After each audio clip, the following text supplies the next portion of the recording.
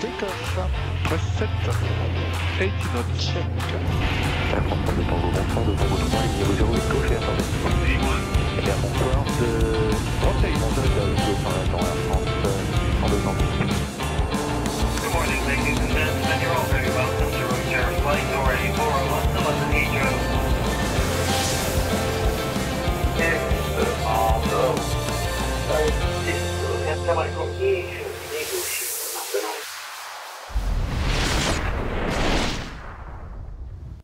Et bonsoir à toutes et à tous, soyez les bienvenus dans la zone aéro, j'espère que vous allez bien les amis, que vous avez passé une bonne semaine, ravi de vous retrouver avec Nico. Et d'ailleurs Nico, il faudrait qu'on le fasse apparaître rapidement quand même, il n'y a pas de raison.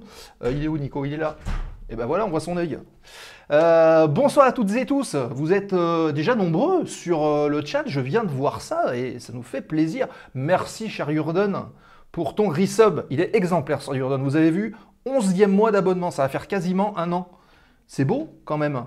Bravo Jordan et merci à toi pour le soutien. Bienvenue à Céline Merlot qui est avec nous les amis. Hello les passionnés. Céline Thomé aussi qui est là. Bonsoir à tous. Bloupa, Skyflyer Aviation, l'équipe des passionnés aussi qui est avec nous ce soir. Badinter 18, Nico qui est connecté, on l'a vu. Voilà, il y a déjà du monde qui arrive et ça nous fait bien plaisir. Comment s'est passée votre semaine? Est-ce que vous êtes bien remis du passage de Fred Courant la semaine dernière? On a encore discuté un peu avec lui après l'émission. Il y a des choses qui arrivent. Vous n'êtes pas prêts les amis. On va vous le dire, mais vous n'êtes pas prêts.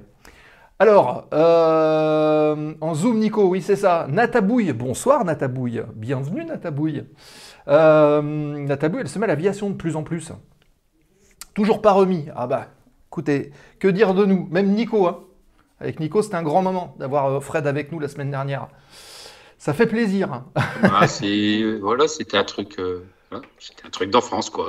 Voilà.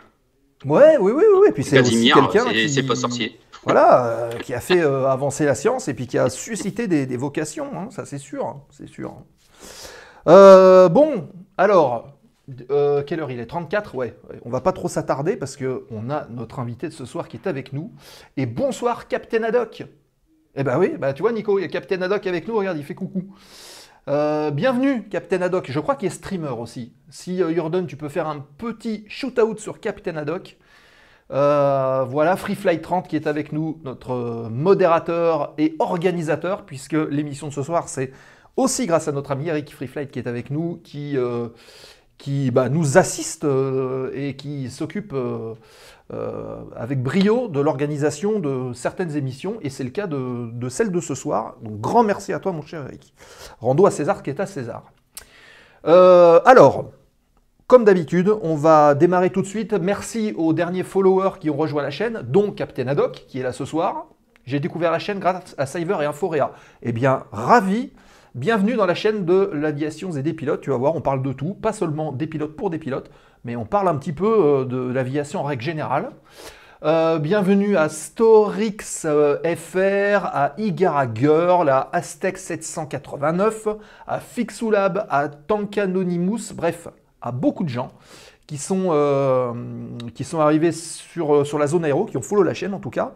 Je vous rappelle que la semaine dernière, nous avions Fred Courant de C'est pas sorcier qui était avec nous. La semaine d'avant, c'était Michel Polaco. Il y a du bon monde qui participe à la zone et ça nous encourage. Et en plus de ça, vous avez accès au replay. Vous avez accès au replay sur Twitch. Pour ceux qui n'ont pas vu l'émission, vous pouvez aller voir les replays Twitch. Vous avez encore le replay de Michel Polaco et de Fred Courant la semaine dernière. Et si vous avez, si par hasard ça apparaît plus, si vous le regardez demain par exemple, ça sera sur YouTube, avec la chaîne YouTube que je vais vous faire apparaître ici. Et pourquoi? Parce que une fois que les 14 jours sont passés, plutôt que de perdre entre guillemets l'émission, on la met sur YouTube, ce qui nous fait des archives et ce qui vous propose aussi de pouvoir revoir les émissions au fur et à mesure du temps. Et vous verrez que la formule de la zone aéro a quand même un peu évolué depuis quasiment un an, puisqu'on fêtera l'anniversaire de la zone en avril prochain. Donc ça se rapproche. Voilà, et on vous parlera d'un projet d'ailleurs pour l'anniversaire de l'émission. C'est un secret, mais il y a des choses qui se préparent. Voilà. Alors, Adibou Rome One. Hello la zone aéro, le passage de Fred c'était incroyable, il a accompagné mon enfance, à nous aussi. Merci à vous, et ben merci à toi d'être ici ce soir et de nous suivre et de nous supporter, parce que c'est comme ça qu'on va vous proposer encore plein de contenus originaux. C'est tout l'intérêt. D'ailleurs, si vous voulez suivre la chaîne, vous avez vu les transitions, on commence d'avoir l'habitude. Hein. Si vous voulez suivre la chaîne, vous avez deux possibilités de le faire, même un peu plus d'ailleurs. La première, c'est de prendre un sub, comme ce qu'a fait Jurden tout à l'heure, et on le remercie encore une fois. Sous votre écran, hein, sur Twitch, vous pouvez prendre un abonnement qui vous coûte à peu près 3 € et quelques, de café, hein, pour relativiser les choses, et qui vous permet d'assister à toutes les émissions de la zone aéro sans coupure. Ou sinon, il y a des coupures pub de 1 minute 30 à peu près par émission. Vous pouvez rester pendant cette émission, pendant cette coupure pub, puisque nous, ça nous aide. Et si vous voulez pas de pub, vous prenez votre sub, et voilà. Et en plus, si vous êtes abonné Amazon Prime, grâce à votre abonnement Amazon Prime, vous suivez la procédure que je vous mets sur le chat, là, et vous pouvez vous abonner gratuitement pour 30 jours, ça vous coûte rien. Et ça vous permet de bénéficier comme un sub classique, sauf que c'est Jeff Bezos qui paye pour vous. Elle n'est pas belle la vie? Voilà, je vous ai parlé un petit peu de ça, donc n'hésitez pas à le faire. Nous, ça va nous permettre d'investir encore et de vous proposer plein de projets, dont l'anniversaire de l'émission qui arrive. On va en avoir besoin, je vous le garantis. Et le programme à venir, donc on est la dernière émission du mois de février. On va retrouver Isa dans une dizaine de minutes à peu près. Le temps de tourner évidemment les rubriques traditionnelles de l'émission. Souvenez-vous que la semaine prochaine, on parlera organisation d'événements aéronautiques avec des bénévoles et on accueillera avec plaisir Anthony Rossi qui est bénévole et organisateur de tout un tas de choses, de rassemblements. Il y en a un qui est confirmé du côté de Paray-le-Monial, d'ailleurs j'ai vu passer les publications hier ou avant-hier. On pourrait d'ailleurs s'y déplacer, mon cher Nico, si d'ici là le studio mobile est opérationnel et proposer, pourquoi pas, un petit live depuis là-bas. Ça pourrait être fort sympathique. Terrain en herbe, rassemblement de traîne-queue. Je pense que les conditions pourraient être pas mal. Hein? Qu'est-ce que t'en penses? Il pleut pas. Il n'y a pas de raison, je crois que c'est au mois de juin, quelque chose comme ça. À voir, à organiser. Il faut qu'on en discute. Voilà. Donc, on a parlé un petit peu de tout ça. Ce que je vous propose tout de suite, c'est de ne pas déroger à la règle et de lancer tout de suite, de déposer en tout cas, le plan de vol de l'émission de ce soir.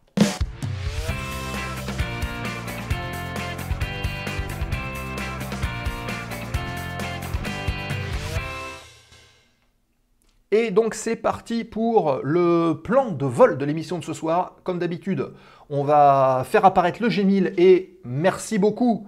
Merci Adibou Rom One pour l'abonnement Prime. Et voilà, un de plus. Merci beaucoup, ça nous soutient beaucoup. Vous imaginez pas, ça paraît rien, mais comme disait Armstrong, un petit pas pour l'homme et un grand pas pour l'humanité. Je sais, j'exagère un peu, mais bon, bref. Alors, plan de vol, actualité du terminal, dans quelques instants. 4 news à vous parler ce soir. Voilà, ça va être assez rapide. Et derrière, on parlera d'organisation. On va rentrer dans l'envers du décor des meetings aériens. On connaît tous ces meetings aériens avec les avions qui se déplacent, qui se baladent. On passe de bons après-midi. Mais comment est-ce que tout cela est organisé? Et on va en parler justement ce soir avec Isa Bazin qui nous rejoindra tout à l'heure en visio. Et vous pourrez lui poser toutes vos questions. Savoir quelles sont les difficultés qui sont rencontrées par les organisateurs à l'heure actuelle. Comment est-ce qu'on met en place, comment est-ce qu'on coordonne un plateau d'avions qui viennent faire un meeting aérien. Avant, pendant, après, on en parlera avec Isa, donc n'hésitez pas, allez sur vos claviers, posez vos questions et je suis sûr qu'Isa répondra à tout ça avec grand plaisir. Et bienvenue à Pouletos85 qui est avec nous. Petit shoot-out aussi pour Pouletos85 qui vous propose de la simulation aérienne entre potes, c'est super sympa. Allez faire un tour sur sa chaîne. Et notre ami Jordan va faire un shoot-out dans quelques instants, j'en suis persuadé. Voilà, c'est beau, il suffit de le demander. Merci Jordan.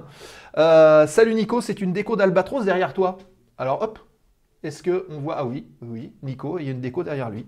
Donc la dédicace est faite à Pouletos et on finit vite le sommaire avec la remise de gaz, séquence traditionnelle, foire aux questions, remise de gaz et 5 dernières minutes.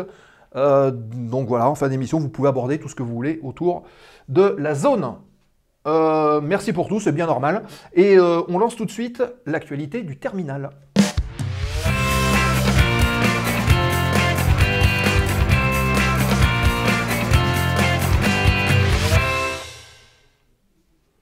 Et donc, nous sommes partis pour l'actualité du terminal de ce soir. Et bienvenue à Maxime 31 270. Bienvenue. Hop, on va mettre la caméra ici, comme ça on se voit mieux. Alors, c'est parti, 4 petites actus du jour. Vous voyez cet avion? Il est beau, n'est-ce pas? Je parle de celui en haut à gauche. Hein. Eh bien, c'est un Learjet. Hein. D'ailleurs, les amateurs, et je suis sûr qu'il y en a parmi vous, les aficionados de la simulation, souvenez-vous, en 1998, si je ne m'abuse, Microsoft Flight Simulator embarquait tout un tas d'avions, dont un Learjet. Et bien, c'est celui-là. Ce Learjet, ce fameux Learjet que vous voyez, qui n'est pas en très bon état, eh bien, il vient d'être récupéré et il va être restauré, il va être remis en état de vol. C'est beau quand même, ça se passe aux États-Unis. Et pour la petite histoire, c'est le numéro 3 de l'histoire de Learjet, puisque le premier avion, le premier Learjet, s'est crashé au moment des essais. Le deuxième, il ne vole plus, il a été récupéré au National Air Space Museum de Washington, où il va être en tout cas exposé en statique, puisque le Learjet est quand même un monument du jet d'affaires aux États-Unis. Et le numéro 3, c'est celui que vous voyez sur la photo, qui est un petit peu défraîchi, qui va être donc restauré par une fondation qui s'appelle la Classic Learjet Foundation, et qui va le restaurer pour le remettre en vol. Alors, il faut savoir que cet appareil a été livré pour la première fois le 13 octobre 1964 à Wichita, dans le Kansas. Donc vous voyez, hein, il n'est pas de première jeunesse. C'était l'avion de Jonathan et Jennifer Hart. Ah, je sais pas. Je pense que tu es mieux placé que moi, mon cher Nico, pour nous le dire. Ah, il y en a qui connaissent là dans le chat. Ah. Vous connaissez les Jennifer et Jonathan Hart. C'était une série, ça? Bah oui. Voilà, yes, les nous dit justiciers milliardaires. Les justiciers milliardaires, bah voilà. Donc il y a des gens qui connaissent. Donc bah, peut-être, c'est possible. Donc le concepteur s'appelait William Bill Lehr, né en 1928, décédé en 1978. Et donc pour créer justement cet appareil, il était parti d'une aile polyvalente d'un prototype de chasseur suisse, et ça va faire plaisir à notre ami Jordan. Chasseur suisse qui n'a jamais été développé d'ailleurs, il n'y a eu que 5 exemplaires qui ont été produits, oui, pour les tests on va dire. Donc le FFA P16 qui date de 1950. Et salut Denis. Voilà, donc vous voyez en bas à droite sur la photo, je vous l'ai mis, hein. C'était cette aile-là, et d'ailleurs on la reconnaît bien, hein. Vous voyez la comparaison entre le chasseur et le Learjet, donc c'était vraiment cette aile-là qui avait été donc adaptée et qui avait fait aussi le succès de ce Learjet, qui a été vendu à plus de 3000 exemplaires jusqu'en 2022. Vous vous rendez compte de la carrière de 1964 jusqu'à 2022, c'est énorme. Alors après, il y a eu des évolutions de cet appareil-là, mais quand même, c'est historique dans l'histoire de l'aviation, hein, avec toutes les évolutions technologiques qui ont suivi au fil des années. Voilà, donc renaissance de ce 3e Learjet de l'histoire, on va suivre ça, et puis en espérant le voir voler un jour ou l'autre. Voilà, on enchaîne avec une anecdote. 7 heures bloquées dans un avion, c'est ce qui s'est passé en Australie. Mésaventures pour les passagers d'un Boeing 787. Donc pour rappel, hein, c'est l'avion que vous avez sur votre... un avion de Qantas en tout cas, voilà, que vous voyez sur l'écran. 256 passagers plus l'équipage. 236 ou 250, 236 je crois. Et qui s'est retrouvé bloqué, où ça? À Newcastle. En Australie. Pourquoi? Tout simplement parce qu'il y avait une mauvaise météo, il y avait une tempête, il y avait beaucoup de turbulences, et puis il n'a pas pu approcher et atterrir à Sydney, donc du coup, dégagement, et il a été exposé à Newcastle. Le problème de Newcastle, c'est que le terrain, il est petit, il n'y avait pas d'hébergement, bref, l'avion ne pouvait même pas refueler tellement ce n'était pas prévu pour des gros avions. Du coup, l'avion, il a attendu 7 heures sur le tarmac avec les gens à bord, donc c'était un peu compliqué, je pense que la situation était un peu tendu en cabine. Et du coup, cet avion donc, qui reliait Santiago du Chili à Sydney et qui s'est dérouté à Newcastle, le temps de vol plus 7 heures sur place, les gens devaient être bien sur les dents. Et à cause des vents donc, de 100 km/h, il a fallu qu'il attende encore un peu avant de pouvoir regagner Sydney. Alors au final, on a quand même délivré les gens, puisqu'on les a autorisés à rejoindre le terminal après quand même 7 heures passées au sol dans l'avion. Vous imaginez 7 heures là-dedans avec un avion au sol? Ça doit être chaud, ça doit être chaud. Mais bon, voilà, c'est une petite mésaventure, mais ça arrive. Hein. Faut se rappeler que les avions sont tributaires de la météo. Il faut jouer avec les éléments et non pas aller contre les éléments, parce que c'est souvent les éléments qui gagnent. Et on continue avec une autre petite anecdote. Blessure par turbulence. C'est trois passagers qui ont été hospitalisés aux États-Unis avec un Boeing 757, pareil que vous voyez sur l'image, qui donc de la United Airlines, qui reliait Newark Liberty à New York à Tampa en Floride. Et donc il y a eu des turbulences assez conséquentes et des passagers se sont retrouvés propulsés au sol. Bon, ça arrive, hein. Il faut savoir que les turbulences sont normales sur les vols, mais effectivement, il peut y avoir des blessures, il peut y avoir des petits soucis, surtout d'ailleurs pour les gens qui sont debout en cabine, qui se baladent. Malheureusement, ça peut poser des problèmes. Donc, les turbulences, évidemment, c'est toujours des choses qui sont impressionnantes, vous en avez peut-être déjà vécu. Évidemment, quand vous voyez les petites lumières qui sont allumées, on vous dit ceinture attachée, c'est qu'il y a souvent une bonne raison. Mais sachez quand même que ces turbulences, elles sont calculées, elles sont prévues. Et même si c'est impressionnant, sachez qu'un avion est conçu pour résister à plus de 155%. Donc imaginez 100%. Donc là, on est à plus que 155% des pires turbulences que pourrait connaître l'atmosphère. Donc on prend le maximum, on rajoute 155%, et on certifie les avions pour résister à ça. Donc normalement, il n'y a pas de problème, il ne devrait pas y avoir de soucis. Cependant, évidemment, quand vous avez le signal et que vous ressentez que ça commence de bouger, choisissez le bon moment pour vous rendre aux toilettes. Je dis ça, je dis rien. Décidément, ça n'arrive qu'au Boeing. Ah ben non, pas que. Il y a eu des cas identiques avec des Airbus qui ont aussi été affrontés les éléments comme de la grêle, et ça ne s'est pas très bien passé. Voilà. Enfin, ça s'est bien passé pour le vol, mais pour l'avion, voilà, il faut respecter la météo, exactement, c'est ce que nous dit Denis, et il est bien placé dans son ATR pour nous dire qu'il faut respecter un petit peu tout ça. Voilà, et puis enfin, dernière petite news, je vais vous poser une question, les amis. Quel est, à votre avis, le point commun entre, hop, ils sont là, ces deux avions? Vous avez vu? Quel est le point commun entre ces deux avions, celui de gauche, celui de droite? Alors, qu'est-ce que vous allez me dire peut-être? La couleur? C'est le même pilote. C'est le même pilote. Alors, Nico propose que c'est le même pilote. Ça aurait pu. Ça aurait pu. Il y a un pilote. Alors oui, il y a un pilote. Il y en a, par contre, dans la 320, il y en a deux. Donc, c'est pas la bonne réponse. C'est pas au niveau du pilote. J'ironise en tant qu'herbusien. Ah ben voilà. Ah ben oui, Maxime. Ah ben Maxime, on va la voir. Bientôt, ça y est, je viens de percuter. Maxime, c'est un prochain invité de la zone aéro. Jordan, ils ont été fabriqués par des humains. Ouais, tu te mouilles pas trop, mon cher Jordan, quand même, avec cette réponse-là. Commande de vol électrique. Oui, mais c'est pas la réponse.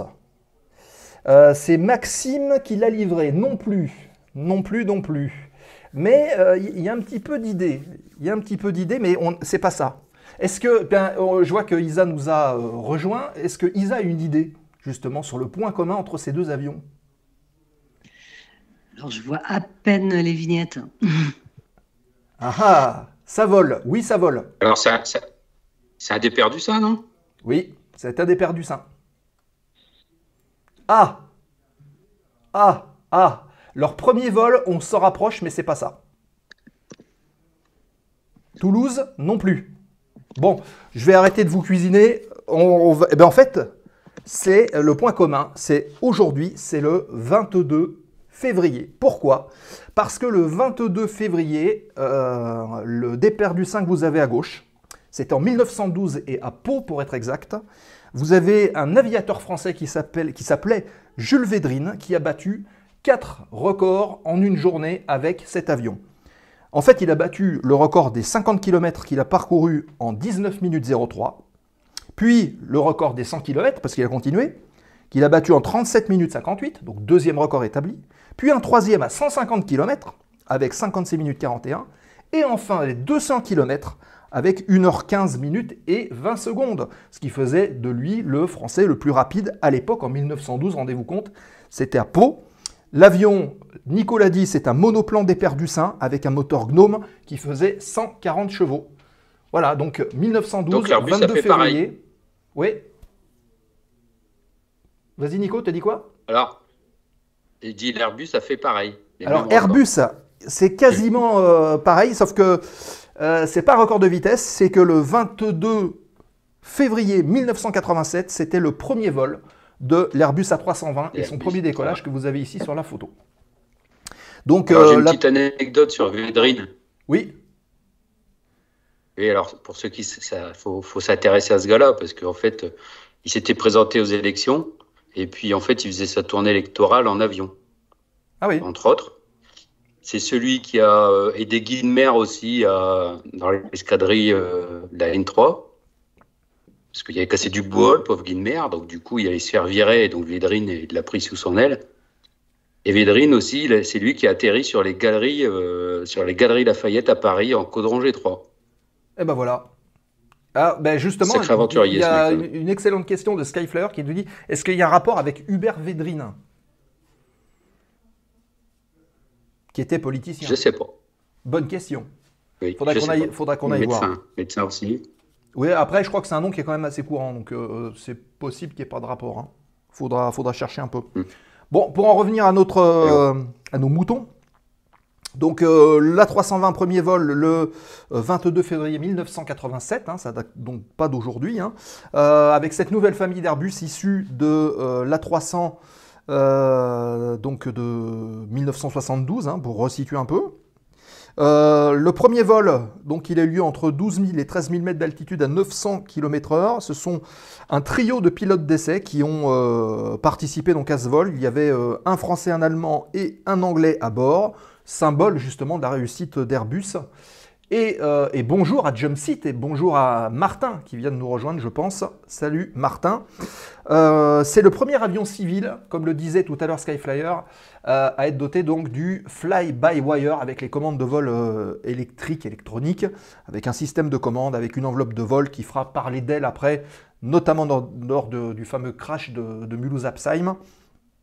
Et donc, cet avion est rentré en service en 1988, 164 places, et avant le premier vol, donc avant celui que vous voyez, qui avait été inauguré par Jacques Chirac à l'époque, c'est 439 avions qui venaient d'être commandés sur le papier avant même la réalisation du premier vol, donc le plus gros succès de l'histoire d'Airbus, on peut le dire, hein, 439 avions commandés sur le papier. Voilà, c'était magique pour eux. Et ce qui a donné derrière naissance à tout un tas d'autres programmes comme le 330, etc. etc. Voilà, donc c'était la petite séquence historique, on va dire, de la zone. Voilà, bah écoutez, si le Concorde en avait aussi... le Concorde en avait aussi quoi? Bonne question. Si tu peux préciser, Sky. Écoutez, je pense qu'on va fermer cette petite page actu, on va retrouver la séquence au sol et en vol, et on va accueillir avec plaisir Isa, que vous voyez en tout petit et qu'on va voir maintenant en grand. Bienvenue à Pralinou qui vient de nous rejoindre, et à toutes celles et ceux qui sont en lurk, n'hésitez pas à rejoindre Twitch, à follow la chaîne si ça vous plaît, et à venir poser vos questions à notre invité qu'on va retrouver tout de suite. C'est la séquence au sol et en vol.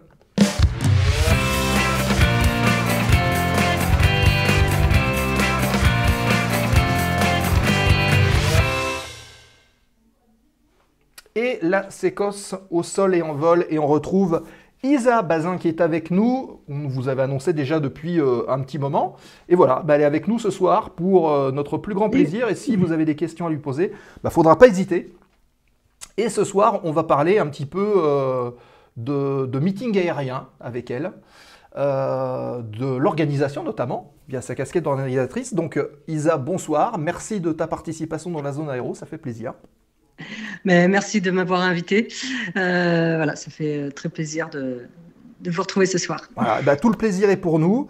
Alors évidemment, la traditionnelle séquence présentation. En 1 minute, on va déclencher le timer.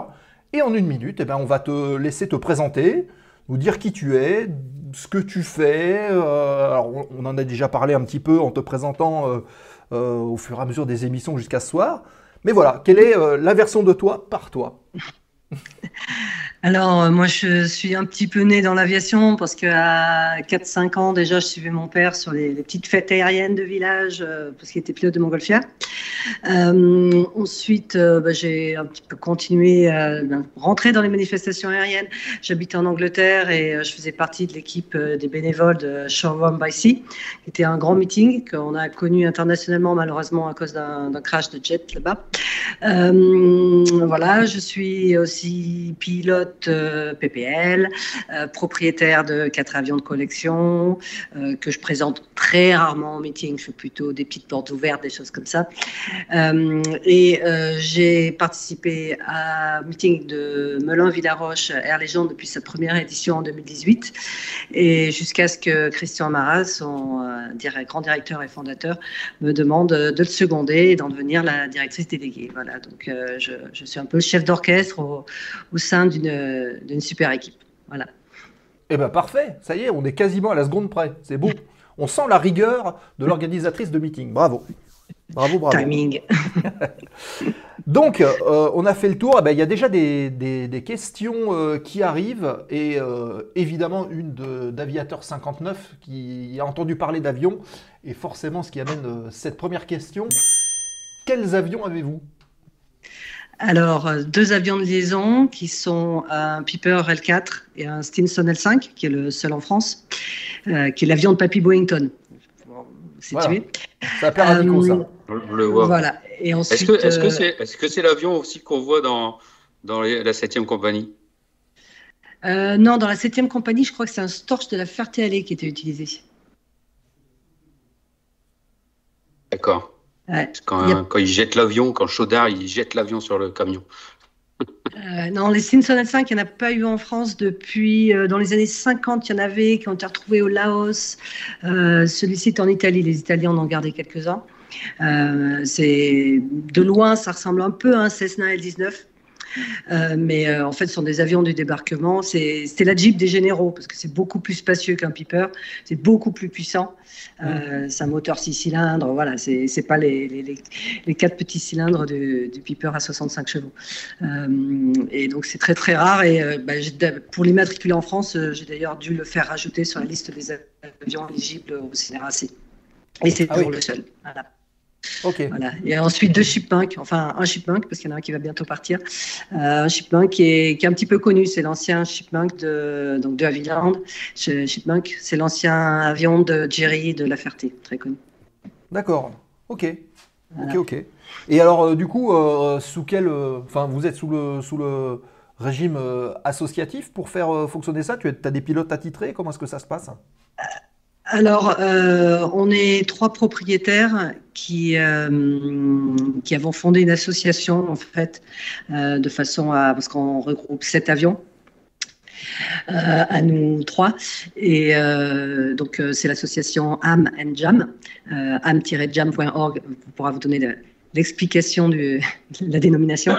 On organise des événements qui ne sont pas des meetings aériens, mais par exemple, on a fondé Elbirds Back to Normandie en 2019 pour les commémorations du débarquement, où au début, ça devait être quelque chose organisé pour les copains, notamment anglais, qui voulaient venir voler sur les plages pour le 6 juin. Et le chat. Et de plus en plus juste par bouche à oreille, on s'est retrouvé à avoir de plus en plus de monde. Donc on s'est dit là, on se fait aider. On fait un vrai gros événement. On demande des aides à la région, à la municipalité, et on monte quelque chose de gros. On a fini, c'était les 75 ans du débarquement. On a fini avec 75 avions inscrits, de 14 nationalités, des fous furieux qui venaient du Danemark à 100 nœuds de vitesse sol et 2h30 d'autonomie. Ah oui, il a fallu faire des sauts de puce quand même.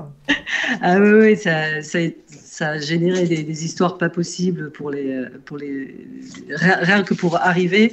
On a eu une tempête la veille du jour des vols sur les plages. Il a fallu caser tous les avions aux alentours. Ça a été une aventure extraordinaire qui a laissé d'excellents souvenirs, qui a monté une communauté où les gens maintenant se parlent entre l'Espagne, la Norvège, l'Angleterre, la Suisse. Donc c'était vraiment une superbe aventure.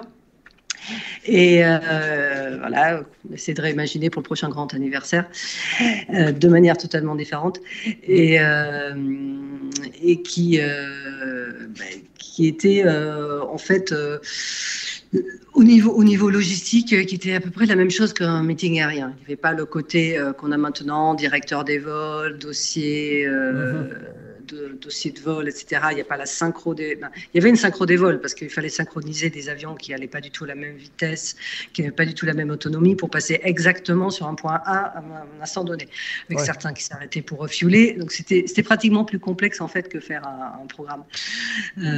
Voilà, donc l'association est basée à Saint-André-de-l'Eure, en Normandie, pas très loin de Paris non plus. Et voilà, on est une bonne bande. D'accord. Alors, tu parlais justement de ton enfance avec, je l'ai noté, donc la découverte quelque part de l'aéro par une montgolfière. Donc, voilà. C'est ça, c'est ton papa qui était aérostier. Et du coup, qu'est-ce qui t'a fait franchir justement cette barrière et de passer à l'avion ? Alors, ce qu'il y a, c'est que lui-même a commencé à passer son PPL quand j'avais 10 ans. Donc, moi qui passais tous mes week-ends avec lui et ses collègues aviateurs, j'ai évidemment fait toutes les leçons en place arrière du rallye. C'était du rallye à Aurillac, une grande période. Sacré rallye. Avec les becs d'attaque qui se déploient tout seuls. Voilà, et moi je rêvais en voyant la petite plaque au milieu qui disait, qui parlait de voltige, de catégorie U. Et là, j'étais voltige, waouh. Ça me donnait bien envie. Après, j'ai fait du Piper L4 en passager. Et le passager, il est devant. Donc je me racontais des histoires comme quoi j'étais toute seule. Commande. Ah bien. Et puis après, je me suis dit, un jour, ce serait pas mal que ce soit pour de vrai. Voilà. Bon, je pense que vous voyez, si des amis là qui sont sur le chat, vous pouvez poster le lien d'une photo d'un Piper L4 pour que ceux qui ne savent pas ce que c'est puissent le voir. N'hésitez pas à le faire. Postez-le dans le chat. Comme ça, ça vous laisse le temps de chercher et de l'afficher. D'accord. Donc ton passage à l'avion. Et alors. Il y en a un là. Non, c'est dur la synchro. Il y en a un là. Voilà, on le voit légèrement en arrière-plan, mais c'est bien si on peut voir une photo un petit peu plus grosse. Mais je suis sûr qu'un des copains va trouver et va l'afficher dans le chat sans souci. Donc, et alors, quand est-ce que tu as passé ton PPL, que tu as franchi, tu t'es dit, bon, ok, ça y est, là, je me lance? Alors, quand j'étais à Chaume, je travaillais au bar de piste, en fait, au fameux bar de l'aéroclub. Donc là, j'ai continué à me professionnaliser en tant que sac de sable. Donc voilà, je faisais beaucoup de vols en place arrière. J'ai déménagé dans le Yorkshire, puis bon, voilà, donc j'ai fait pas mal d'expériences et je me suis retrouvée à travailler dans une compagnie aérienne où le chef pilote avait un petit avion. Il avait aussi des besoins en informatique, qui était ma spécialisation au niveau de mes études à cette époque-là.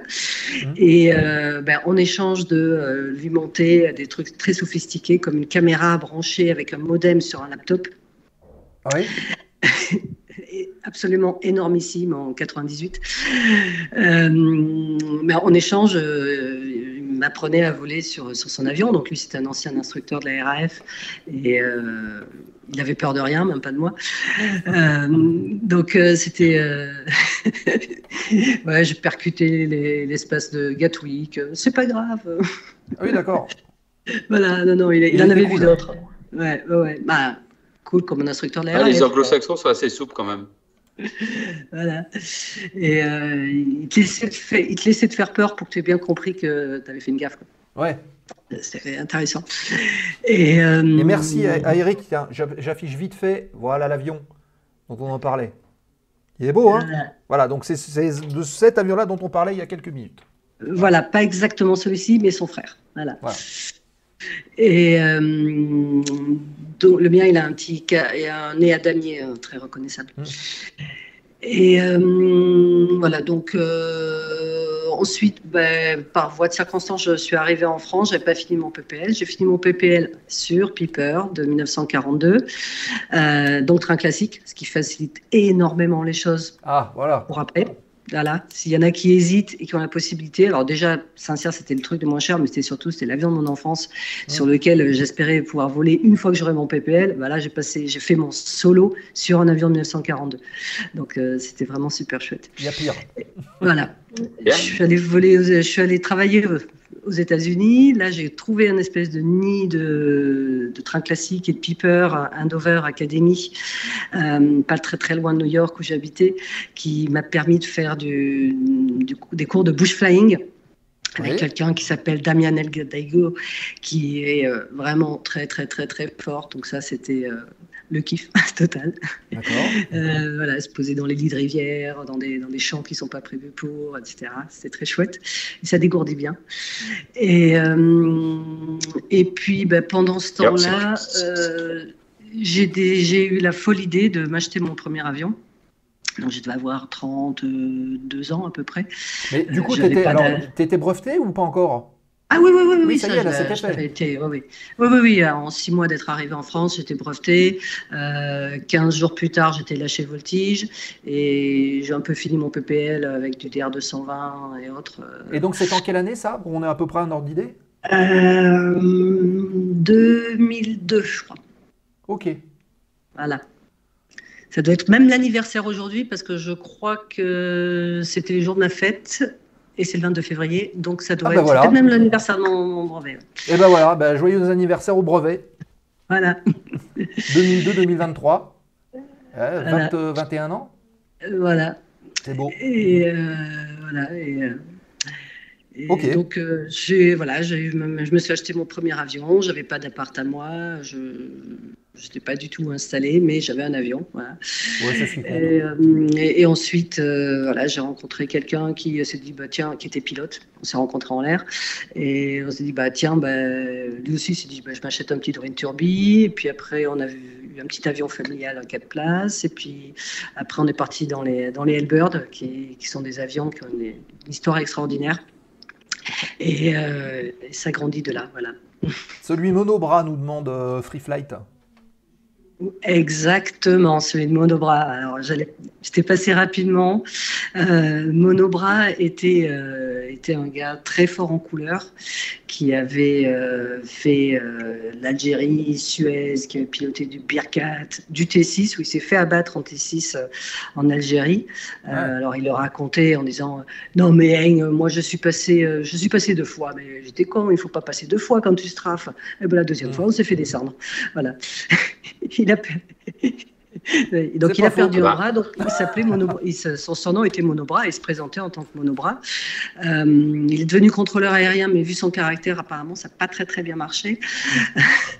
Et en fait, il avait son petit poste à La Cave, le terrain de La Cave près de Rocamadour, où il s'est dit quand j'étais en Algérie, là il y avait ces petits avions qui marquaient les cibles avec des fumigènes, ça doit être rigolo à piloter. Alors maintenant que je peux plus être pilote de chasse dans l'armée de l'air, si j'essayais de piloter ça. Alors ce qui est amusant, c'est que jusqu'à ce qu'il ait un problème cardiaque dans ses bien plus vieilles années, il n'a jamais eu de remarques sur son médical comme quoi il lui manquait un bras. Ah oui, d'accord. Okay. Voilà. Et par contre, il a eu. Ça rappelle un peu l'histoire de Douglas Bader qui avait pas de jambes dans la RAF, quoi. Oui, voilà. Donc l'avion en question, celui que j'ai racheté, il était pas cher, mais il y avait une raison. Il était bricolé de partout. Il avait construit avec l'aide de ses copains, mais surtout avec l'aide de beaucoup de morceaux de scotch pour faire tout avec un seul bras. Et il y avait plein de modifs. Par exemple, il y avait une petite manette de gaz sur le côté, parce que c'est le bras droit qui lui manquait, de façon à pouvoir donner un coup comme ça et remettre les gaz. Ah oui, d'accord. Parce que quand on remet les gaz, il faut quand même mieux tenir les manches. Dans le manche, c'est entre les jambes et il fallait remettre. Voilà. Et ce qu'il y a, c'est qu'il avait un grand copain qui s'appelait Duluc, qui lui aussi était en Algérie, mais plutôt pilote de DC-3. Et entre les deux, là, les deux papis ont fait non, mais attends, tu peux pas le vendre bricolé comme ça, il faut le refaire. Donc ça a duré plusieurs années. Heureusement que j'étais aux États-Unis parce que voilà, j'attendais. Et en gros, ils se voyaient le matin, ils décidaient ce qu'ils allaient faire, et puis ils allaient au resto. Et, voilà, ça... et à 15h après le restaurant, ils envisageaient d'entamer la journée. Voilà, puis ils ne faisaient pas grand-chose. Et puis bon, c'était une vraie UEA. Hein, donc en fait, ils l'ont reconstruit comme un CDN. Il était magnifique. Et c'était un vrai plaisir. Voilà. D'accord.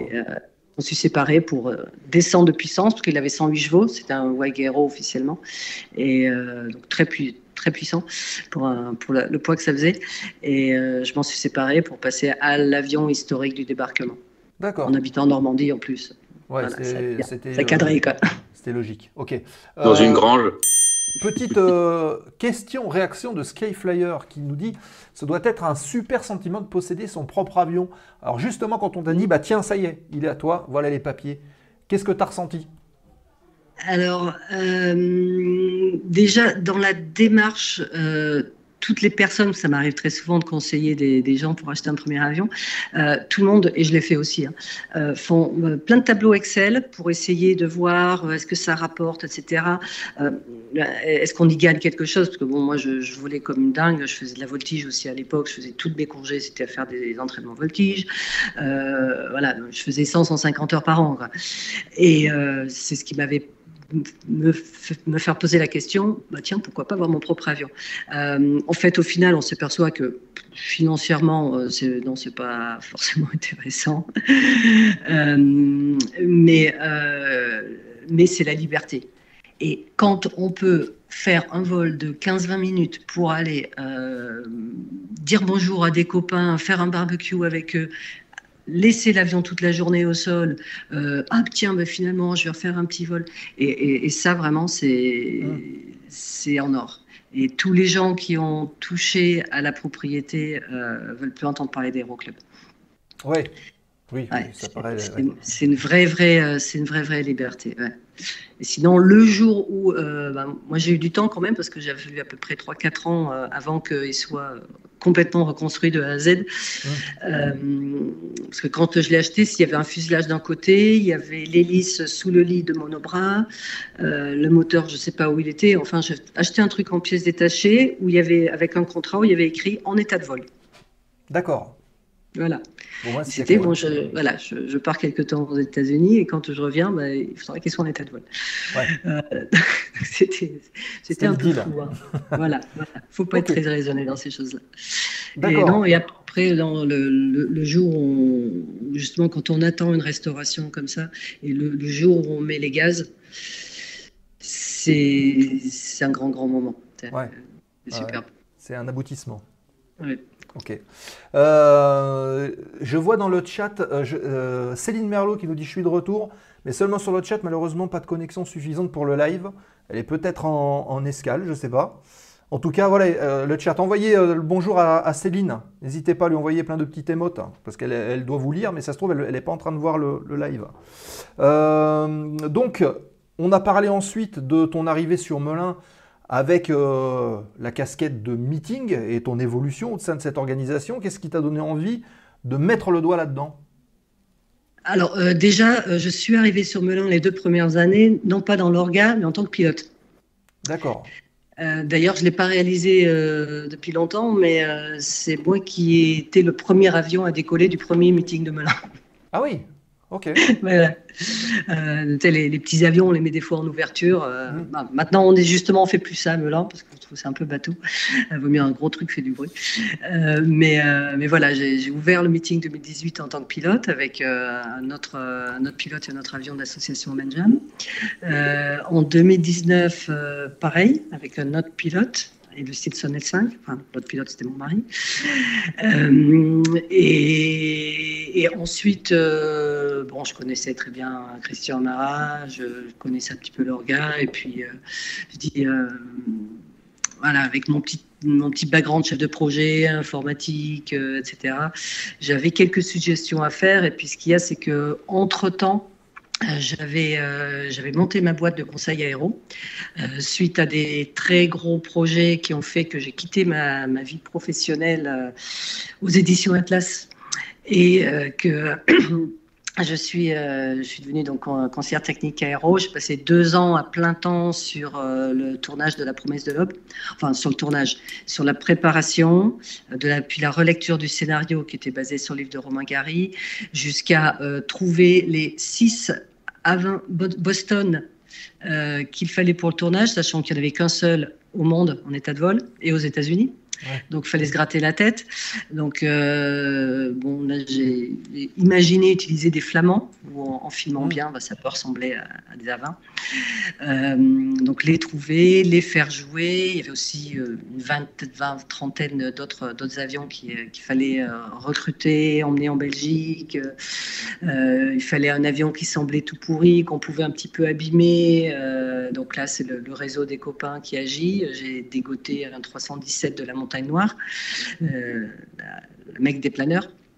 Voilà, ça leur a permis d'avoir un petit cachet pour pouvoir le restaurer. Donc ensuite, voilà, il y a le tournage lui-même. Ensuite, il y a la post-production, il y a assister les effets spéciaux. Voilà, donc là, j'étais partie dans l'événementiel. C'est là aussi en 2019 que j'ai fait. Donc c'était pas le premier rassemblement de Piper, mais c'était vraiment. On a eu des retombées extraordinaires. À l'étranger, pratiquement plus qu'en France d'ailleurs, puisque à l'étranger, on a eu un article de typage dans Warbirds Magazine, on a eu une télé aux États-Unis. On a quand même eu 4 lives sur TF1 pendant l'émission spéciale qui durait toute la journée pour les commémorations du 6 juin, ce qui était extraordinaire à faire parce qu'on était live et j'avais pris des copains à côté, donc on était 3 avions, 3 Piper en patrouille, à faire des tours de piste pour pas perdre le signal de l'antenne satellite. Et j'avais la présentatrice dans l'avion avec moi. Et on était synchronisés avec l'hélicoptère de Trump décolle. On avait le retour studio. C'est bon, Trump a décollé. Vous pouvez décoller à votre tour. Ah oui, d'accord. C'était vraiment très rigolo comme expérience. D'accord. Bienvenue à Lepton63 qui vient d'arriver sur la chaîne et qui vient de suivre. Merci à toi. Bienvenue et attache ta ceinture. D'accord. Donc ça représente 2 ans de boulot. On n'a pas l'impression, on ne s'imagine pas qu'un film, on voit comme ça pendant 1h30, on sait que ça représente du boulot, mais 2 ans et demi à temps plein, quand même, c'est impressionnant. Voilà, et il n'y avait pas que moi. Moi, c'était la partie, j'étais responsable de tout ce qui était aéro, mais il y avait des spécialistes d'absolument tous les domaines. Faut savoir que c'était le plus gros budget de l'année, de sa sortie, avec un budget de 23 millions d'euros, et pour la partie aéronautique, il y avait 6 millions d'euros. Oui, en effet, oui. À côté des productions américaines, c'est ridicule, mais c'est quand même pas mal pour faire. Ah oui, si on compare à Top Gun Maverick, c'est sûr que. Mais c'est pas la même chose. C'est pas la même chose. Il faut être fier de nos films français. On a l'occasion, en plus, tu parlais de Flamand, avion français qu'on met sur les écrans, c'est très bien. Très bien. Voilà, un peu déguisé d'ailleurs. C'est par exemple, moi j'avais à trouver de la peinture, mais la peinture qui allait au niveau aéro, vu qu'on avait plusieurs semaines de tournage, la peinture qui part à l'eau en Belgique. Je critique pas la méthode de la Belgique, je suis en Normandie, mais quand même. Voilà, il fallait pas que ce soit de la peinture à l'eau, il fallait que ce soit quand même certifié. Donc j'ai une petite astuce avec des Anglais qui ont une peinture certifiée qui va sur avion de chasse, qui va sur tout, et qui s'enlève sans contact avec l'avion. Et donc j'ai fait faire peindre les 5-6 flamands en couleur Deuxième Guerre mondiale. Ça c'est tout bête, mais il faut faire des recherches, savoir quelle lettre on met, il faut que ça soit plausible. Voilà, on met pas l'immatriculation, le call sign d'un avion qui a été abattu 6 mois avant l'événement qu'on est en train de raconter. Sinon ça fait tâche. Voilà, la plupart des personnes ne voient pas, mais à partir du moment où on est conseiller technique, même si c'est pour du populaire, même si on n'est pas en train de faire quelque chose qui exige d'être très exact, par respect pour le public, moi je considère que on va chercher l'information. Après, le réalisateur en fait ce qu'il veut. Si on lui dit, le stamp, le pilote, il est derrière. Mais pour que le spectateur comprend mieux, est-ce que tu veux que Romain Gary, on le mette devant ou derrière? C'est son choix. Oui, On apporte les informations, on ne décide pas. Voilà, c'est lui qui reste décisionnaire de ce qu'il veut mettre à l'image, en fait. Voilà. Ouais. Et après, on assume quand il y a les copains super spécialistes, experts, qui disent « mais c'est n'importe quoi, ça ». Bah oui, mais c'est lui qui voulait, c'est pas nous. Voilà. Ok, voilà. Question de Aviateur 59. Justement, grâce à cette expérience, ne pensez-vous pas qu'il y a un manque de films ou docus sur l'histoire de l'aviation française? Alors, c'est une très très bonne question parce qu'en effet, moi j'ai travaillé sur différents documentaires, beaucoup axés Deuxième Guerre mondiale, avec beaucoup d'avions anglais ou américains. Après, c'est un petit peu comme quand on fait un plateau pour un meeting aérien. Hein. Si on veut faire une scène sur les avions de chasse français de la Deuxième Guerre mondiale, on tourne en boucle avec le Morane 406 basé en Belgique et le H-75 basé à Duxford. Ouais. Voilà, c'est dur de trouver du matériel. C'est dur de trouver les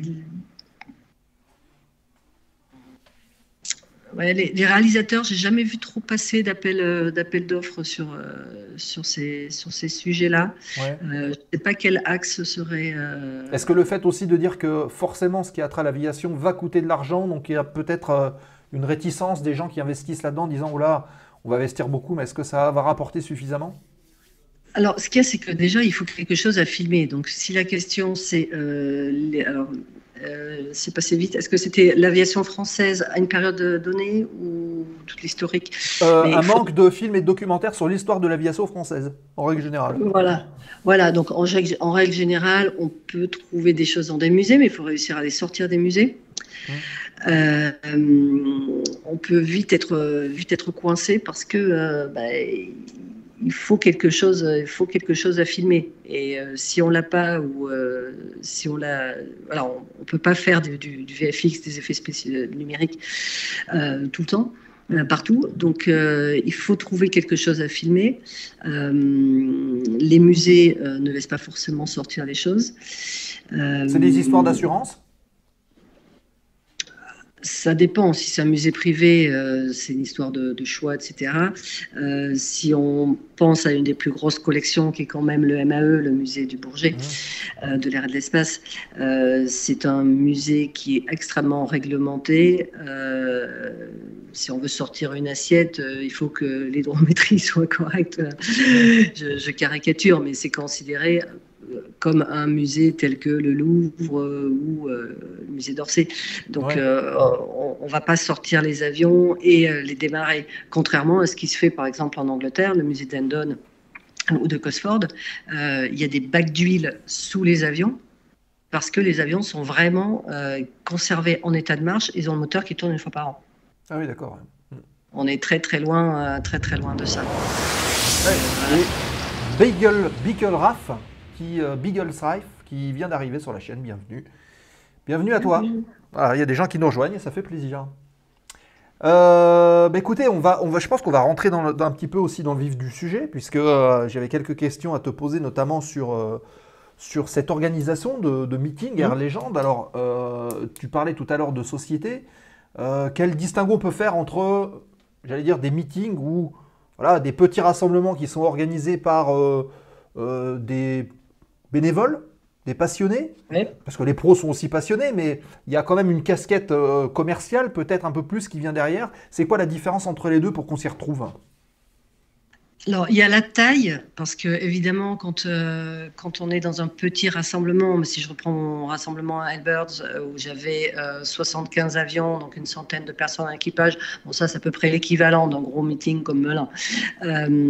Mais au niveau de l'équipe, on était une dizaine, et moi, je pouvais me retrouver à répondre au téléphone parce qu'il y avait des livraisons des sanitaires, et puis en même temps, répondre à un pilote qui était en train de me dire je fais une escale un peu plus longue que prévu parce que la météo est tangente. Donc la différence, je la fais plutôt à ce niveau-là qu'au niveau du statut. C'est une spécialité française, mais il y a des associations qui brassent des millions et des milliards en France. Donc, que le statut soit associatif ou que le statut soit une entreprise, comme Melun est une entreprise, la JBS, l'organisateur du meeting de la Ferté, est une association. Qu'est-ce qu'on aurait encore? Voilà, les meetings de l'armée de l'air sont une institution.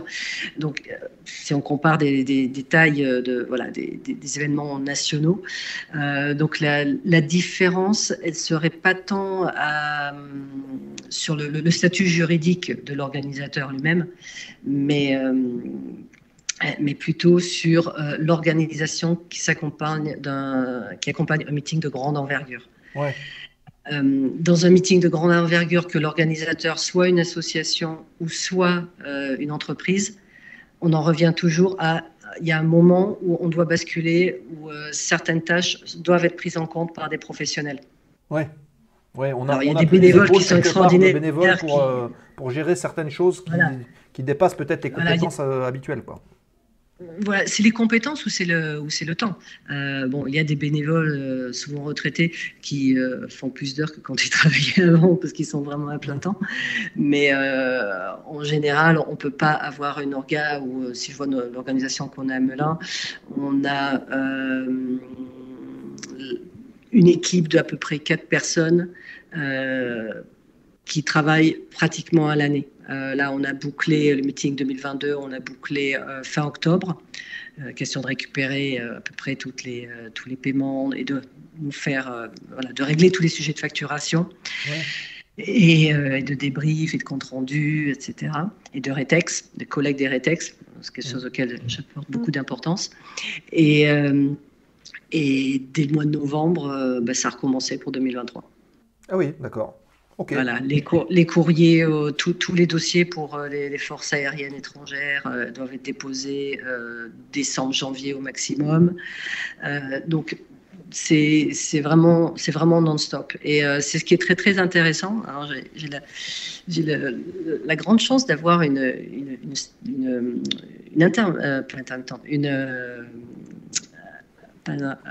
pas stagiaire, une alternante. Une alternante.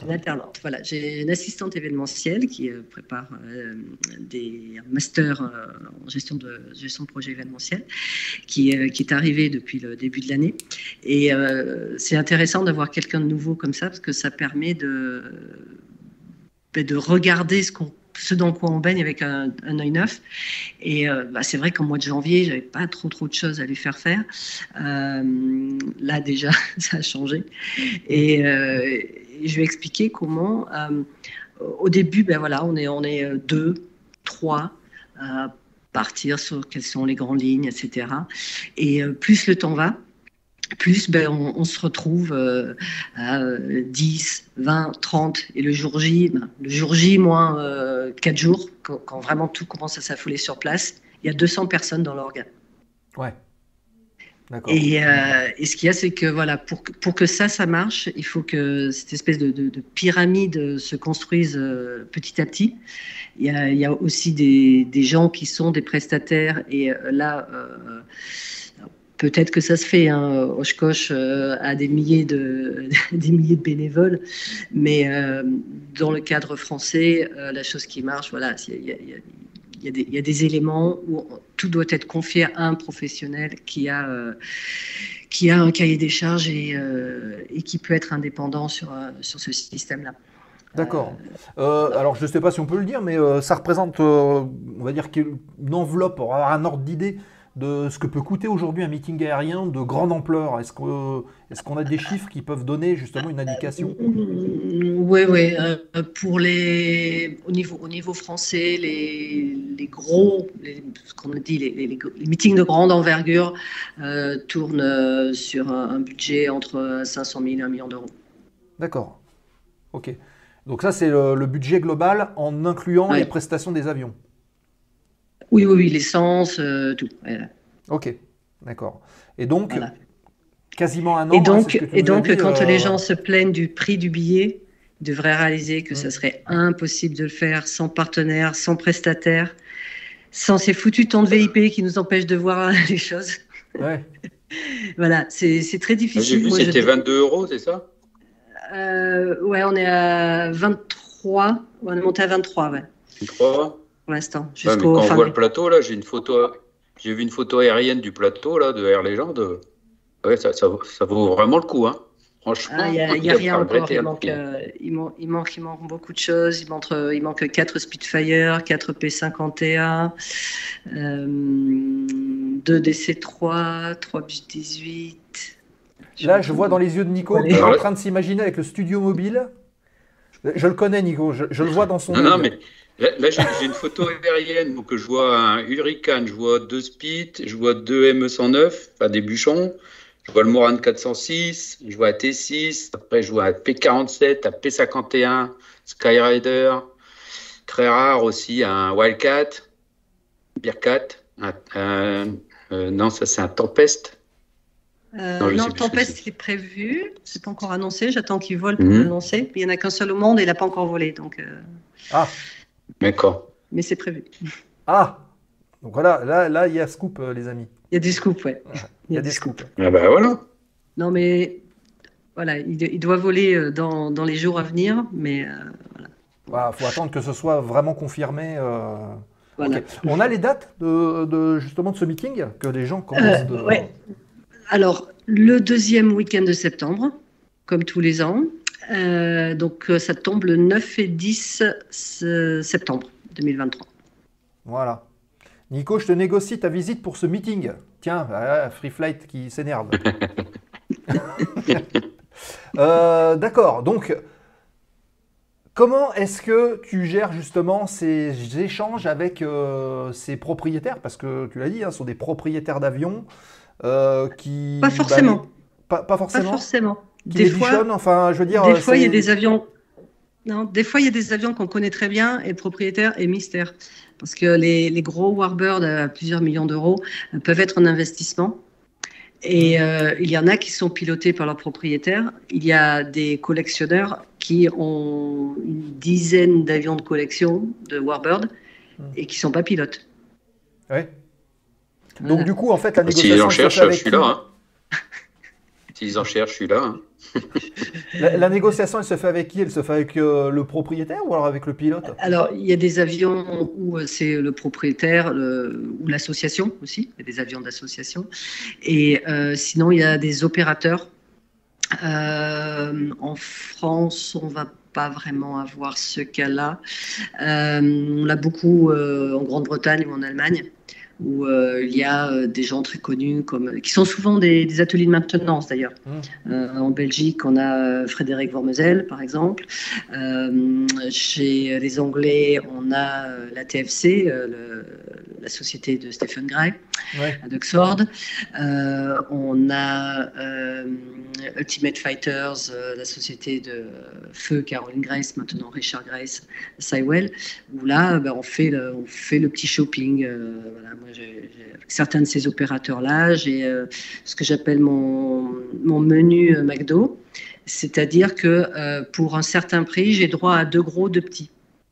Ah oui, ok. Donc le gros, ça va être P47, Sea Fury. Le petit, ça va être Hurricane Spitfire. Voilà, Oui, et c'est je déjà compose des mon beaux, menu. c'est déjà des beaux petits. Voilà.